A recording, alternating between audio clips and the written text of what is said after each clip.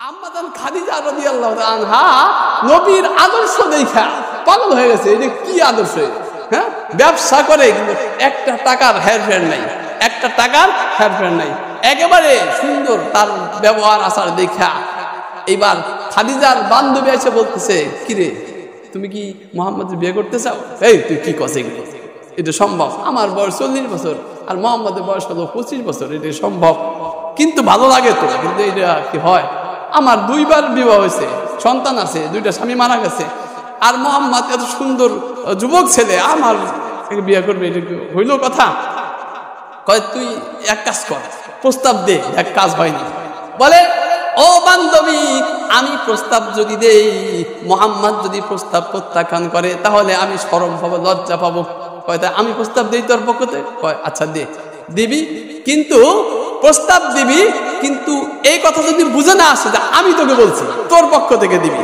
কারণ তখন যদি প্রত্যাখ্যান করে, সম্পদশালী মহিলা তো সমাজের মধ্যে ইয়ে আছে, ওয়েট আছে, আমি লজ্জা পাবো। এই জন্য এমন ভাবে প্রস্তাব দিবি যেন সে বুঝতে না পারে আমি প্রস্তাব দিছি, তোর পক্ষ থেকে দিবি। যাই হোক, মুহাম্মদ সাল্লাল্লাহু আলাইহি ওয়াসাল্লাম আয়েশা প্রস্তাব দিছে। মুহাম্মদ একটা কথা বলি। কি কথা? কথা হলো এই, প্রস্তাব দেওয়া হয়েছে। মুহাম্মদ সাল্লাল্লাহু আলাইহি ওয়াসাল্লাম বলেন, ও মহিলা, প্রস্তাব দিছো ভালো কথা, আমার গার্জিয়ান আছে, আমার অভিভাবক আছে, আমি এই বিষয়ে কিছু বলতে পারবো না। আমার অভিভাবক আছে আবু তালেব চাচা, তার কাছে সেই আয়াতের মধ্যে আল্লাহ পাক রব্বুল আলামিন বলেন, ওয়ামা আরসালনাকা ইল্লা রাহমাতাল লিল আলামিন। আল্লাহ পাক রব্বুল আলামিন বলেন, ও নবী, আপনাকে আমি পৃথিবীর যত জগৎ থাকতে পারে, আমি যেমন গোটা সকল জগতের যত জগৎ থাকতে পারে সমস্ত জগতের প্রতিপালক আমি রব্বুল আলামিন, আপনাকে তেমন সমস্ত জগতের রহমত স্বরূপ প্রেরণ করেছি। জোরে কোন সুবহানাল্লাহ। তাহলে আমার আলোচনা হলো যে আল্লাহ পাক রব্বুল আলামিন নবীকে পাঠিয়েছেন গোটা পৃথিবীর জন্য, সমস্ত জগতের জন্য রহমত স্বরূপ, নবী স্বরূপ। আমরা আলোচনায় ঢুকতে চাই। হযরতে আদম আলাইহিস সালাতু ওয়াস সালাম আমাদের আদি পিতা, ঠিক না? আমাদের আদি পিতাকে জানতে হবে তো। আমাদের যদি না জানা না থাকে তাহলে আবার এক শ্রেণীর মানুষ উঠে দাঁড়ায় যাবে, তারা বলবে যে মানুষ হলো বানর থেকে সৃষ্টি হয়েছে। গেছে না? কিছুদিন আগেই তো এই ঝামেলা গেছে।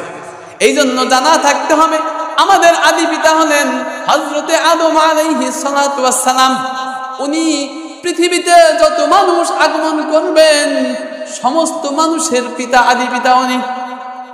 যদিও উনি সমস্ত মানুষের আদি পিতা, কিন্তু হযরতে আদম আলাইহিস সালাতু ওয়াস সালাম সমস্ত মানুষের নবী না, সমস্ত মানুষের কিন্তু নবী না, ঠিক না? উনি সমস্ত মানুষের আদি পিতা, কিন্তু সমস্ত মানুষের নবী উনি না। এমনি ভাবে হযরতে ইব্রাহিম আলাইহিস সালাতু ওয়াস সালাম উনি জলিল কদর নবী। ইব্রাহিম আলাইহিস সালাতু ওয়াস সালাম মিল্লাতা আবিকুম ইব্রাহিমা হুয়া সাম্মাকুমুল মুসলিমিন। জোরে বলুন সুবহানাল্লাহ। হযরত ইব্রাহিম আলাইহিস সালাতু ওয়াস সালাম উনি হলেন আমাদের ধর্মের পিতা, উনি আমাদের জাতির পিতা। উনি আমাদের নাম রাখছেন হুয়া সাম্মাকুমুল মুসলিমিন। উনি আমাদের নাম রাখছেন মুসলমান। উনি আমাদের নাম রাখছেন কি? মুসলমান। কোরআনে আসছে হুয়া সাম্মাকুমুল মুসলিমিন। হযরত ইব্রাহিম আলাইহিস সালাতু ওয়াস সালাম পৃথিবীতে যত মানুষ আসবে সমস্ত মানুষের উনি হলেন কি পিতা? জাতির পিতা। উনি হলেন জাতির পিতা, সমস্ত মানুষের জাতির পিতা উনি, ঠিক, কিন্তু উনি সমস্ত মানুষের নবী না, ঠিক কিনা? সমস্ত মানুষের নবী উনি না। হযরতে মূসা আলাইহিস সালাতু ওয়াস সালাম উনি একজন জলিল কদর নবী, উনি একজন মর্তবাসীর নবী, উনিও সমস্ত মানুষের নবী না। ইহুদিরা দাবি করে যে হযরতে মূসা আলাইহিস সালাতু ওয়াস সালাম হলেন আমাদের নবী। বনি ইসরাইলরা দাবি করে উনি শুধু আমাদের নবী। তাহলে উনি একজন বড় নবী, কিন্তু উনি সমস্ত মানুষের নবী না। উনি সমস্ত মানুষের নবী না, কিন্তু একজন নবী যা আছেন, একজন নবী যা আছেন তিনি হলেন মুহাম্মদ সাল্লাল্লাহু আলাইহি ওয়াসাল্লাম। উনি পৃথিবীতে যত মানুষ আছে, যত মানুষ পৃথিবীতে আছে, যত জগৎ আছে, একেবারে সবারই নবী। জোরে বলেন সুবহানাল্লাহ। ওয়া মা আরসালনাকা ইল্লা রাহমাতাল লিল আলামিন। আমার আল্লাহ পাক রব্বুল আলামিন সেই কথাটাই বলতেছেন, আমি আপনাকে বিশ্ববাসীর জন্য, পৃথিবীবাসীর জন্য রহমত স্বরূপ প্রেরণ করেছি, সবার জন্য রহমত স্বরূপ নবী হিসেবে প্রেরণ করেছি। হুজুর সাল্লাল্লাহু আলাইহি ওয়াসাল্লাম সবার নবী, সবার নবী। আবার যেই নবীগণ আসছেন, এক এক নবীর এক একটা সীমানা ছিল। এই সীমানার নবী হযরতে আদম আলাইহিস সালাতু ওয়াস সালাম, উনি একটা সীমানার নবী। হযরত ইব্রাহিম আলাইহিস সালাতু ওয়াস সালাম, উনি একটা এলাকার সীমানার নবী। হযরতে মুসা আলাইহিস সালাতু ওয়াস সালাম, উনি একটা সীমানার নবী। সীমানা আছে না আমাদের? এটা হলো বন্দর থানা। এই থানার একটা সীমানা আছে। এই থানার একজন এমপি আছে, ঠিক না? এখন নাই, আগে ছিল। এই থানার একজন এমপি ছিল। এই থানা যত দূর তার পাওয়ার তত দূর। এই থানা যত দূর তার পাওয়ার তত দূর। প্রতিবেশী যেই থানা আছে, পাশের থানা আছে, সেই থানায় যে আবার সেই মাতবাড়ি করতে পারবে না, কারণ ওইখানে আর একজন এমপি আছে। এই জন্য তার একটা সীমানা আছে। এই সীমানা পর্যন্ত আল্লাহ পাক রব্বুল আলামিন সমস্ত নবী রাসূলগণ প্রেরণ করেছেন। এক এক নবীর এক একটা সীমানা দিয়ে দিয়েছেন। এই সীমানা পর্যন্ত, এই সীমানা পর্যন্ত তোমার দায়িত্ব। এমনকি এক সময় একাধিক নবী দুনিয়ায় ছিলেন। এক সময় একাধিক নবী দুনিয়ায় ছিলেন। যেমন হযরত ইব্রাহিম আলাইহিস সালাতু ওয়াস সালাম যখন ছিলেন, ওনার প্রতিবেশী, ওনার পাশে আর একটা এলাকা, সেই এলাকার নবী ছিলেন হযরত লূত আলাইহিস সালাতু ওয়াস সালাম, ওনার ভাগিনা। উনিও নবী ছিলেন, ওনার ভাগিনা প্রতিবেশী এলাকায়, সে ওই এলাকার নবী। আবার হযরতে মুসা আলাইহিস সালাতু ওয়াস সালাম এবং হযরতে হারুন আলাইহিস সালাতু ওয়াস সালাম একসাথে দুই ভাই নবী ছিলেন। জোরে বলেন সুবহানাল্লাহ।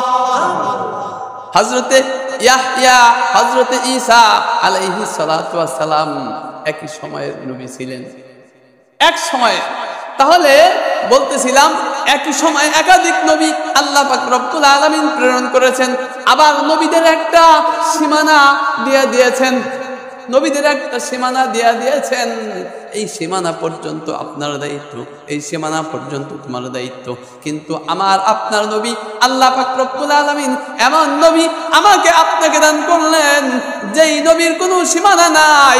আল্লাহ পাক রব্বুল আলামিন বলেন, আলহামদুলিল্লাহি রাব্বিল আলামিন।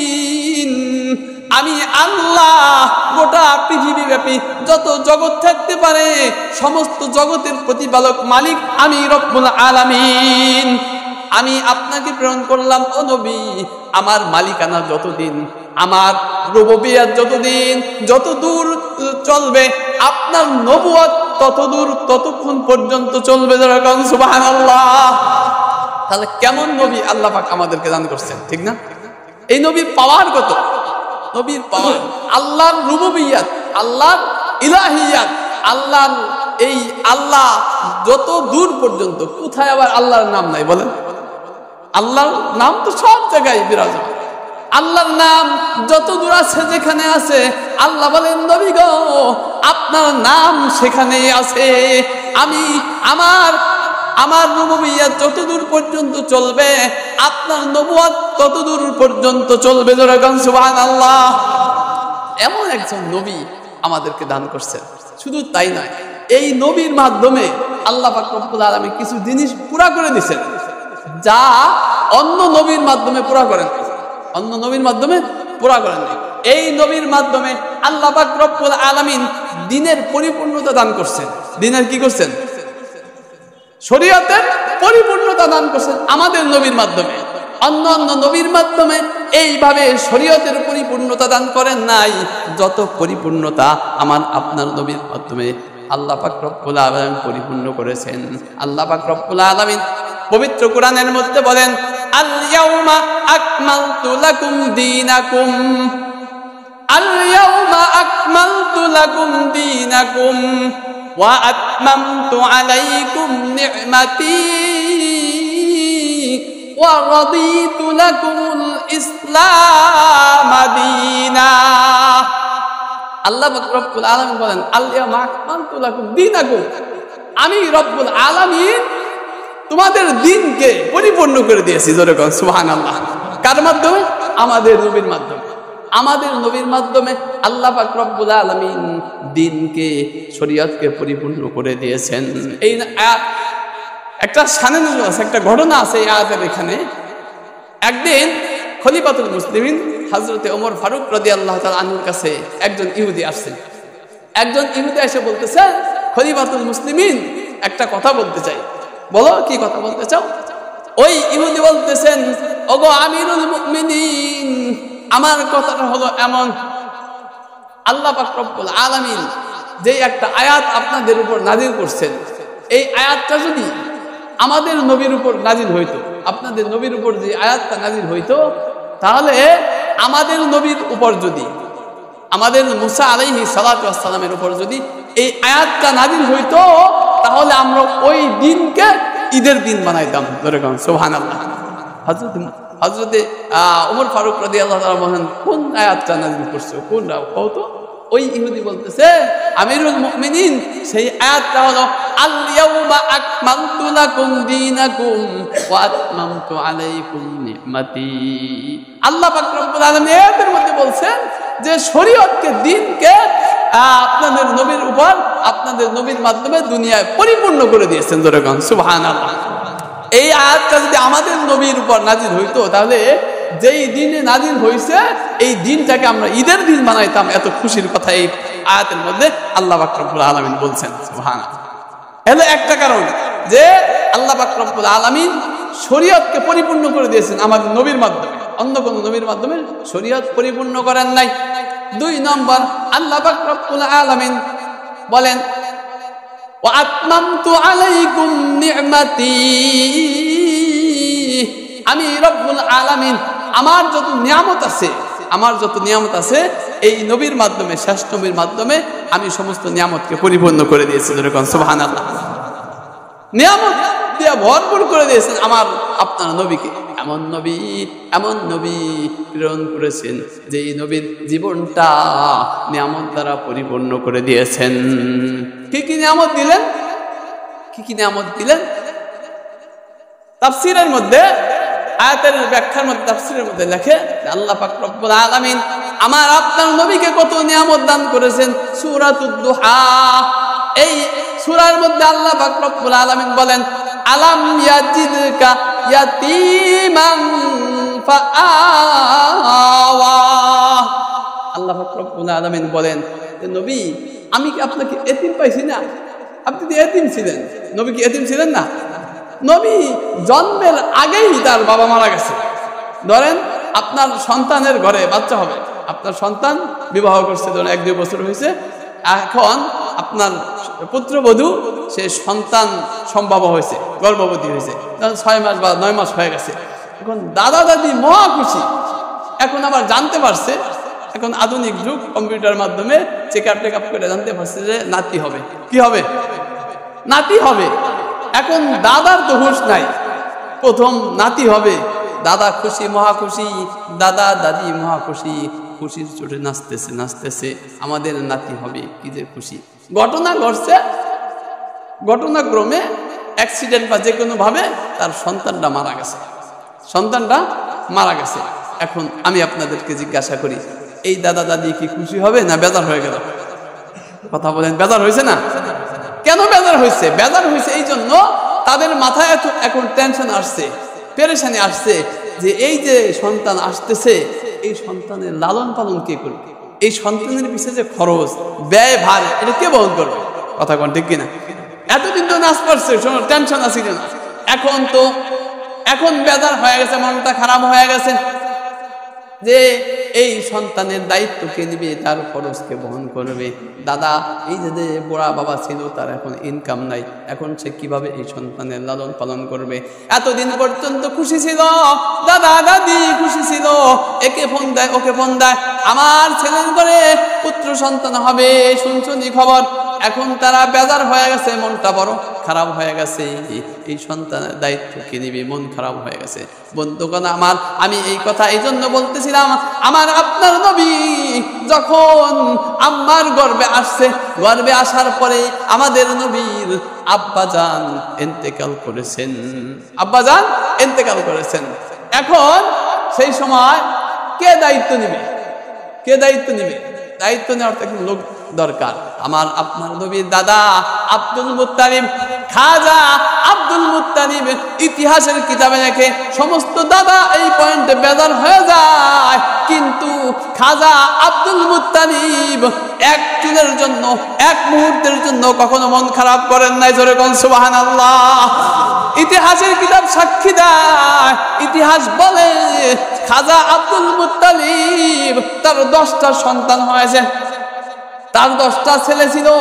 এই 10টা ছেলে হওয়ার কারণে খাজা আব্দুল মুত্তালিব যতটুকু খুশি হয়েছিলেন, ইতিহাস সাক্ষী দেয়, ইতিহাস বলে যে হুজুর সাল্লাল্লাহু আলাইহি ওয়াসাল্লাম আমার আপনার নবী যখন দুনিয়ায় আসবেন এই কথা শুনছেন এবং দুনিয়ায় আসছেন, খাজা আব্দুল মুত্তালিব এত খুশি হয়েছেন, এত খুশি হয়েছেন যে 10 পুত্র হয়েছে, কোনোদিনও এত খুশি হয় না। জোরে কন্যা সুবহানাল্লাহ।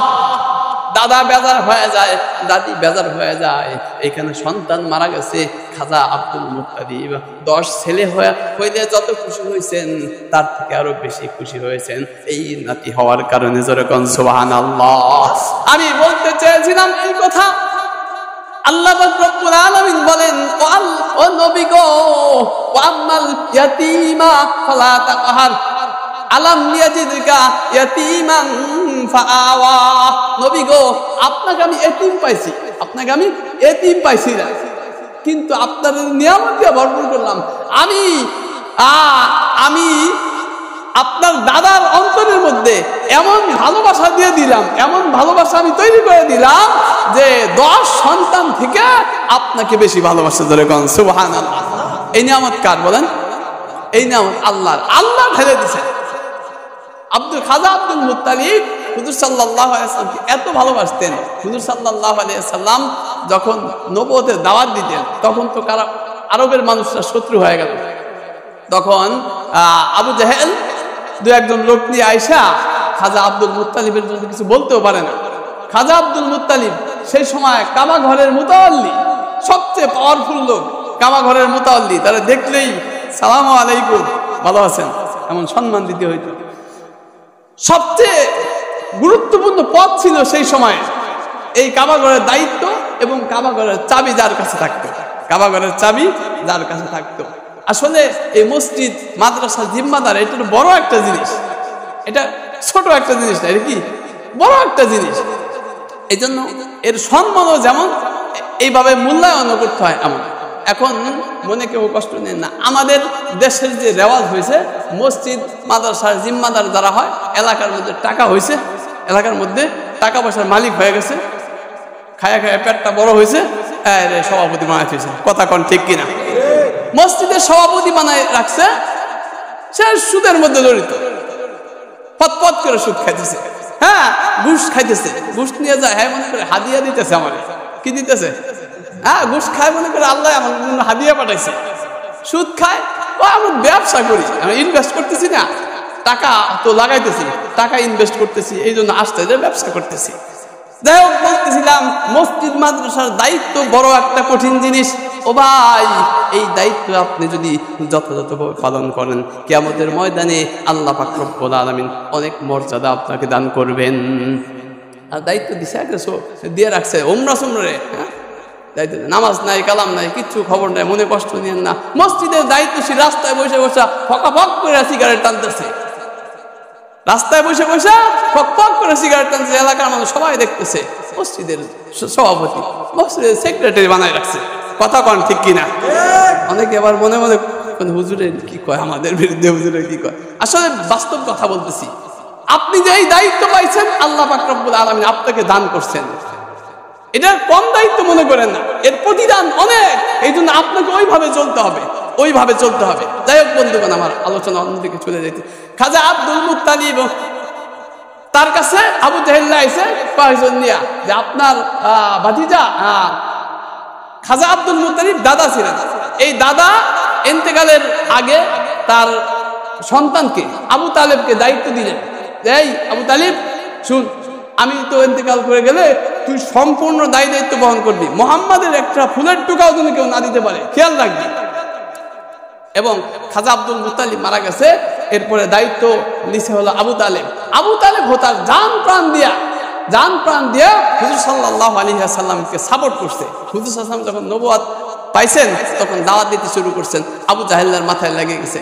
আবু জাহেল আয়সা দুই একজন মিলে আয়সা করতেছে যে ভাই, এই যে ভাতিজা আপনার জন্য কিছু বলতে পারি না, সে আমাদের পূর্বের ধর্মের উপর কালিমা লেপন করতেছে, এই জন্য আপনি কিছু বলেন না, আপনি বলেন। তো খাজা আব্দুল মুত্তালিব বুঝাই শুনে দিয়ে দিচ্ছে, ঠিক আছে ভাই, এটা আমি দেখবো না, তোমরা যাও, গেছে, চলে গেছে।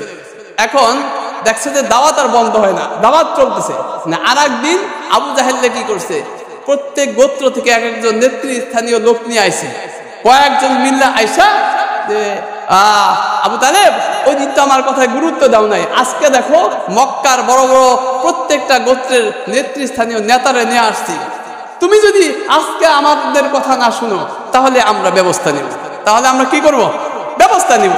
এই পরামর্শ দিলে, এই আবদার জানাইল আবু তালেবের কাছে। আবু তালেব চিন্তায় পড়ে গেছে, এখন পায়চারি করতেছে, টেনশন করতেছে, কি করি, বিষয়টা তো জটিল হয়ে গেছে, যে অবস্থা তো খারাপ। এখন মুহাম্মদ সাল্লাল্লাহু আলাইহি ওয়াসাল্লামকে ডাক দিছে, আমার আপনার নবীকে ডাক দিয়ে বলতেছেন, মুহাম্মদ একটা কথা বলি শুনো, তুমি যে এই যে ইসলামের দাওয়াত দিতেছো, এই দাওয়াতটা একটু কিছুদিনের জন্য একটু অফ রাখলে চলে না? পরে চালাইও, আপাতত একটু পরিবেশ তো ভালো না, একটু সামাল দিতে হবে, একটু অফ রাখো, তুমি একটু অফ রাখলে চলে না? বাবা, আমার আপনার নবী বিশ্ব নবী মুহাম্মদুর রাসূলুল্লাহ সাল্লাল্লাহু আলাইহি ওয়াসাল্লাম বলেন, ও চাচা, চাচা গো, এই দায়িত্ব আসলে আল্লাহ পাক রব্বুল আলামিন আমাকে দান করছেন। চাচা গো, শুধু এই কয়েকজন আবু জাহেল আর এই কয়েকজন বিরোধিতা না, যদি গোটা পৃথিবীর মানুষ, গোটা পৃথিবীর সমস্ত মানুষ আমার বিরোধিতা করে, তারপরেও আমি মুহাম্মদ এই দায়িত্ব থেকে, আল্লাহ প্রদত্ত দায়িত্ব থেকে এক চুলও পিছনে হইতে যাব না। জোরে কোন সুবহানাল্লাহ। এক চুল পর্যন্ত সরার কোনো, পিছানোর কোনো সময় নাই চাচা, পিছানোর কোনো সুযোগ নেই। দেখবেন ঘরের মধ্যে ছেলে একটা ভালো কাজ করতেছে, ভালো কাজ করলে দেখছে, ভালো কাজ করলে কিছু মানুষ শত্রু হয়ে যায়, বাবার কাছে মার কাছে যে বিচার দেয়, তোমার বোধ এই কাজ করে ওই কাজ করে, বাবা মা দায়িত্ব সন্তানকে না করে, বাবা থাক, এই ভালো কাজ তোর করা দরকার নেই, এই ভালো কাজ তোর করা দরকার নাই, এই ভালো কাজ করলে বিপদ আসে। দেখবেন দুনিয়ায় যারা ভালো কাজ করে তাদের বিপদ বেশি, কথা কোন ঠিক কিনা? ইমাম সাহেবরা হক কথা বলে মসজিদে, সুদের বিরুদ্ধে, ঘুষের বিরুদ্ধে, অন্যায়ের বিরুদ্ধে, সমাজের খারাপ কাজ তার বিরুদ্ধে কথা বলে, ইমাম সাহেবের বিরুদ্ধে কিছু মানুষ লাইগে থাকে সবসময়, কথা কোন ঠিক কিনা? বাবা মা বলে, বাবা তোর ভালো কাজ করা দরকার নাই, মানুষ তোর শত্রু হয়ে যাবে। এবার ছেলের ইস্তেকামত দেখা ছেলে কয়, বাবা কম কি, এটা হক কথা, হক কাজ আমি করবো না, এটা হয় না, আমি করবই। ছেলের যখন দেখে একটা প্রতিজ্ঞা, দৃঢ় প্রতিজ্ঞা, তখন বাবা আর মা কয়, ঠিক আছে যা, আমরা আজ তোর সাথে করতে থাক। জোরে কোন সুবহানাল্লাহ। ঘটনা ঠিক এমন ঘটছে। আল্লাহর নবী বিশ্ব নবী মুহাম্মদুর রাসূলুল্লাহ সাল্লাল্লাহু আলাইহি ওয়াসাল্লাম বলেন, ও চাচা, শুধু আবু জাহেল নয়, গোটা পৃথিবীর সকল মানুষ যদি আমার বিরোধিতা করে, আমি মুহাম্মদ এর আল্লাহ প্রদত্ত দায়িত্ব থেকে এক চুলও পিছু হটব না। এবার আবু তালেব ভাতিজার ইস্তেকামত দেখা, দৃঢ়তা দেখা, এবার আবু তালেব বলতেছে, চাচা, আবু তালেব বলতেছে, ভাতিজা যাও, তোমার কাজ তুমি করতে থাকো, যাও, তোমার কাজ তুমি পরিপূর্ণভাবে করতে থাকো, যাও, আমি তোমার পিছনে আসি, একটা ফুলের টুকাও তোমার শরীরে পড়তে দিব না। জোরে কোন সুবহানাল্লাহ। আল্লাহ পাক রব্বুল আলামিন বলেন আলাম ইয়াজিদকা ইয়াতীমান ফাআওয়া। ও নবী, নবী গো, আপনাকে আমি এতিম পেয়েছিলাম, আপনি এতিম ছিলেন। আপনার এতিমরা সাধারণত এতিম যারা, তারা রাস্তার টোকায় হয়, দেখাশোনার লোক থাকে না। আপনার তো টুকাই হওয়ার কথা ছিল, কিন্তু আমি রব্বুল আলামিন আপনাকে রক্ষণাবেক্ষণ করেছি। আপনাকে আমি কিভাবে তাদের অন্তরের মায়া মহব্বত বয়ে দিছি, আপনি কোনোদিন টেরও পান নাই যে আপনার বাবা নাই। বাবা না থাকার যে শূন্যতা, আপনি এটা কোনোদিন অনুভবও করতে পারেন নাই। জোরে কোন কথা ঠিক কিনা? তো আপনার আল্লাহ পাক বলেন আলাম ইয়াজিদকা ইয়াতীমান ফাআওয়া ওয়া ওয়াজাদাকা দাল্লান ফাহাদা। আপনাকে আমি একেবারে পেরেশান পেয়েছি, আপনি পেরেশান ছিলেন, আমি আপনাকে পথ দেখাইছি। কে পথ দেখাইছে? আল্লাহ পাক পথ দেখাইছে, আল্লাহ পাক পথ দেখাইছে। ওয়া ওয়াজাদাকা আইলান ফাআগনা। আল্লাহ পাক রব্বুল আলামিন বলেন আপনি ছিলেন একেবারে নিঃস্ব, একেবারে গরিব, একেবারে দরিদ্র। আমি রব্বুল আলামিন আপনাকে ধনী বানাই দিয়েছি। জোরে কোন সুবহানাল্লাহ। আমি আপনাকে ধনী বানাই দিয়েছি। কিভাবে ধনী বানাইছি জানেন? ধনী বানাইছে হুজুর সাল্লাল্লাহু আলাইহি ওয়াসাল্লামের আদর্শ দেখা। লম্বা ঘটনা সংক্ষেপ করে বলি। আম্মা জান খাদিজা রাদিয়াল্লাহু তাআলা আনহা নবীর আদর্শ দেখা পাগল হয়ে গেছে। এটা কি আদর্শ? হ্যাঁ, ব্যবসা করে কিন্তু একটা টাকার হেরফের নাই, একটা টাকার হেরফের নাই, একেবারে সুন্দর তার ব্যবহার আচার দেখা। এইবার খাদিজার বান্ধবী এসে বলতেছে, কিরে তুমি কি মুহাম্মদের বিয়ে করতে চাও? এই তুই কি কস এগুলো? এটা সম্ভব? আমার বয়স 40 বছর আর মুহাম্মদের বয়স হলো 25 বছর। এটা সম্ভব, কিন্তু ভালো লাগে তো, কিন্তু এটা কি হয়? আমার 2বার বিবাহ হয়েছে, সন্তান আছে, 2টা স্বামী মারা গেছে, আর মুহাম্মদ এত সুন্দর যুবক ছেলে, আমার বিয়ে করবে, এটা হইল কথা? কয় তুই এক কাজ কর, প্রস্তাব দে। এক কাজ হয়নি, বলে ও বান্ধবী, আমি প্রস্তাব যদি দেই, মুহাম্মদ যদি প্রস্তাব প্রত্যাখ্যান করে, তাহলে আমি শরম পাবো, লজ্জা পাবো। কয় তা আমি প্রস্তাব দিই তোর পক্ষতে? কয় আচ্ছা দে, দিবি, কিন্তু প্রস্তাব দিবি, কিন্তু এই কথা যদি বুঝে না আসে যে আমি তোকে বলছি, তোর পক্ষ থেকে দিবি। কারণ তখন যদি প্রত্যাখ্যান করে, সম্পদশালী মহিলা তো সমাজের মধ্যে আছে, ওয়েট আছে, আমি লজ্জা পাবো। এই জন্য এমন ভাবে প্রস্তাব দিবি যেন সে বুঝতে না পারে আমি প্রস্তাব দিছি, তোর পক্ষ থেকে দিবি। যাই হোক, মুহাম্মদ সাল্লাল্লাহু আলাইহি ওয়াসাল্লাম আয়েশা প্রস্তাব দিছে। মুহাম্মদ একটা কথা বলি। কি কথা? কথা হলো এই, প্রস্তাব দেওয়া হয়েছে। মুহাম্মদ সাল্লাল্লাহু আলাইহি ওয়াসাল্লাম বলেন, ও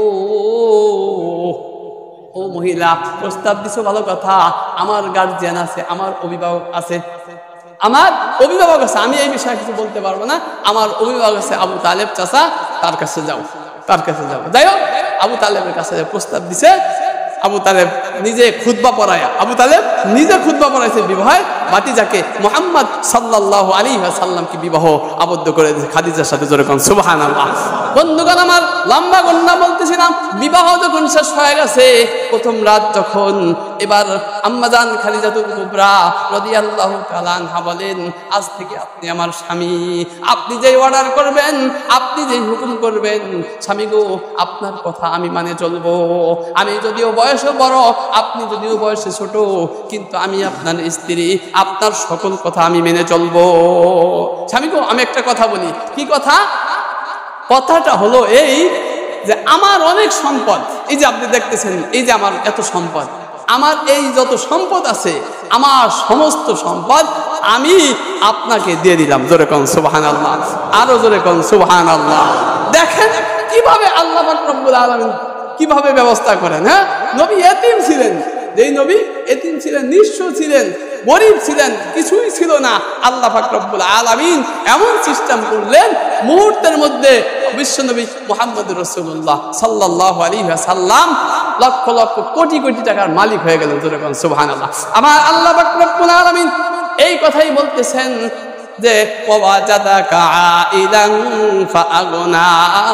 আমি আপনাকে একেবারে গরিব পেয়েছিলাম, নিঃস্ব পেয়েছিলাম, আমি রব্বুল আলামিন আপনাকে ধনী বানাই দিয়েছি। আমার আপনার নবী আবার সেই টাকাগুলি আল্লাহর রাস্তায় সকল টাকা দান করে দিয়েছেন। সুবহানাল্লাহ, সুবহানাল্লাহ। তাহলে নবী করিম সাল্লাল্লাহু আলাইহি ওয়াসাল্লাম বলতেছিলাম এই নবীর মাধ্যমে আল্লাহ পাক রব্বুল আলামিন কি করছেন? নিয়ামতের পরিপূর্ণ করে দিয়েছেন, নিয়ামতের পরিপূর্ণ করে দিয়েছেন। আগে বলছিলাম যে আল্লাহ পাক রব্বুল আলামিন নবীর মাধ্যমে শরীয়ত পরিপূর্ণ করে দিয়েছেন। 2 নম্বরে হলো আল্লাহ পাক নবীর মাধ্যমে নিয়ামত পরিপূর্ণ করে দিয়েছেন। আর 3 নম্বরে হলো আল্লাহ পাক রব্বুল আলামিন আমাদের নবীর মাধ্যমে নবুয়তকে পরিপূর্ণ করে দিয়েছেন। জোরে কোন সুবহানাল্লাহ। আমাদের নবী যতদিন পর্যন্ত দুনিয়ায় আসে নাই ততদিন পর্যন্ত আমার আপনার নবুয়তের এই নবুয়তের ধারাবাহিকতাটা পরিপূর্ণ হয় নাই। আমার আপনার নবী যখন দুনিয়ায় আসছে আমাদের নবীর মাধ্যমে নবুয়তের ধারাবাহিকতা পরিপূর্ণ হয়ে গেছে। আর কোনোদিন কোনো নবী দুনিয়ায় আগমন করবে না। জোরে কোন সুবহানাল্লাহ। ঠিক না? আমাদের নবী কত দামি নবী আমাদের। বন্ধুগণ, আমার সময় চলে যায় কেমনে যেন। যাই হোক, আলোচনা শেষ করে দিব, ঘড়ির দিকে দেখতেছি। তো এই নবীর মাধ্যমে আল্লাহ পাক রব্বুল আলামিন এত কিছু করলেন।